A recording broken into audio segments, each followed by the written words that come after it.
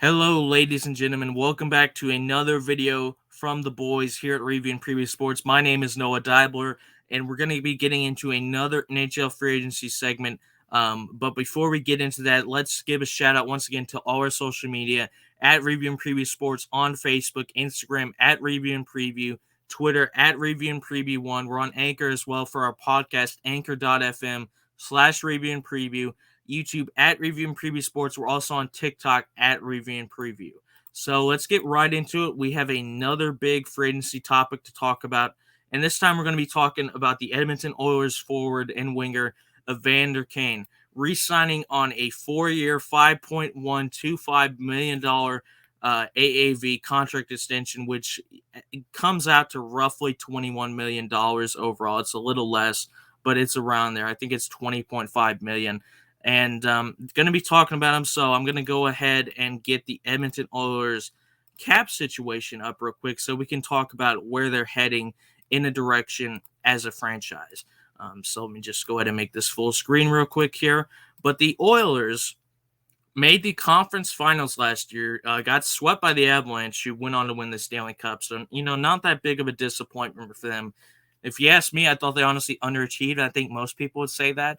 I think most people expect them to beat the Kings in round one, but they thought the Flames would beat them in round two. And got to give credit to Oilers. I mean, they went out, they beat the Flames in 5 games rather convincingly. It wasn't so much that their defense was shutting anyone down. It was more the fact that they just scored so many goals. I mean, McDavid and Draisaitl went off, and Kane was a big part of that as well. But I'll get to that a bit more specifically when I get into his stats later.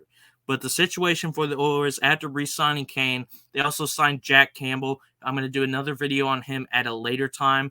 But for right now, they have $1.3 million in cap space, so they're a little bit below that $82.5 million salary cap for 2022. And if we look at their contract specifically, they have McDavid and Draisaitl both locked up.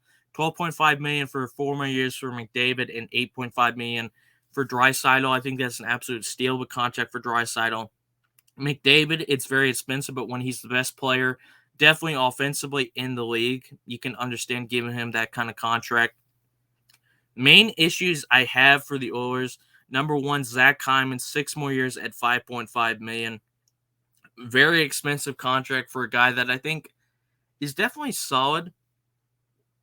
Oh, excuse me, just edit that real quick. Hyman is definitely solid, but for a guy that has never been a superstar in his career, he's mainly played when he was on Toronto. He played with I think on the first line with Matthews for a bit, which definitely helped get his stats up there a bit.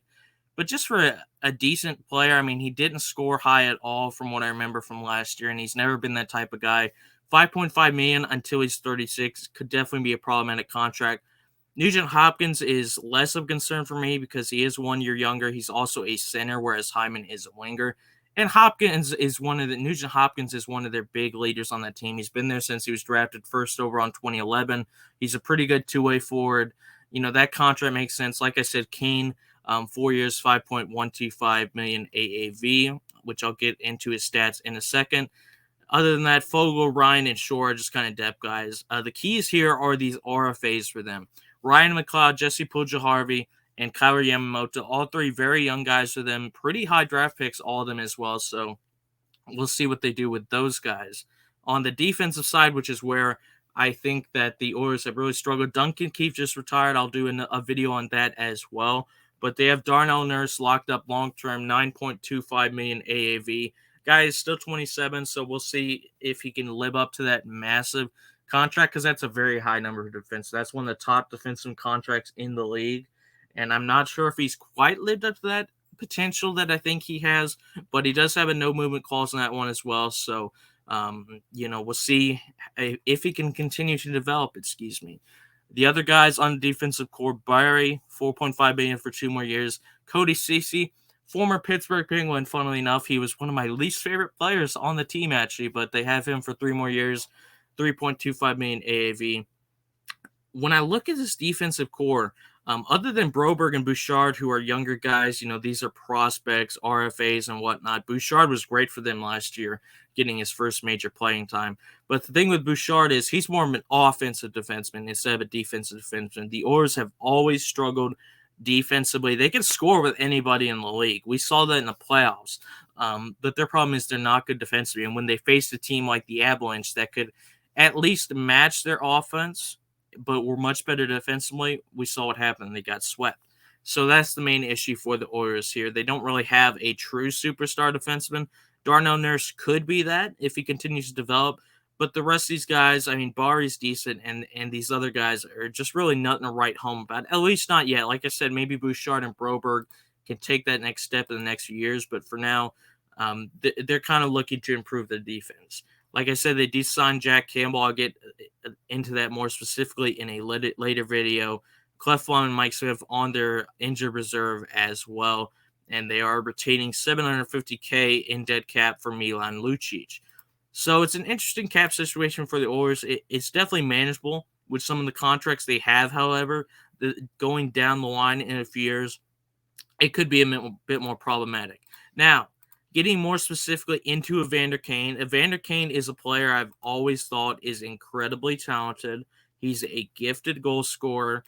286 goals. You do not score that many goals in your career not being able to play offensively. But his problem is he's a bit of a locker room problem. I won't say he's an outright cancer, but he's always had issues in his past with not being very popular with his teammates. Unfortunately for him, he also had a gambling issue a few years ago, which basically threatened his career heavily. I honestly thought there was a chance he might never play again, but luckily that did not happen. He got a second chance. He was signed by the Oilers last January, and he had a pretty good season. You'll see right here, he had 39 points in 43 games, scored 22 goals, and was a plus 25. So, he was producing on both sides of the ice. He scored 3 game-winning goals as well, and he was solid. But the main thing I want to point out about Evander Kane real quick was that he was a massive part of their offense during the playoffs. He scored 13 goals, which led the entire playoffs, 17 points, so he also added 4 assists. He was a +2. He scored 11 even strength goals, which also led the playoffs. He does take a lot of penalties. He's a power forward. I mean, that's just part of his game. He hits a lot. He fights. But he scored on look at this real quick. This section right here, shooting percentage, 22.8% shooting percentage is phenomenal. That is very efficient.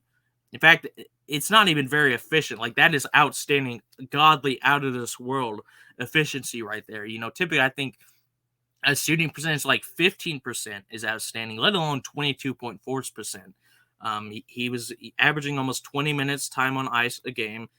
And his main thing was he was a big part of playing with guys like McDavid and Draisaitl.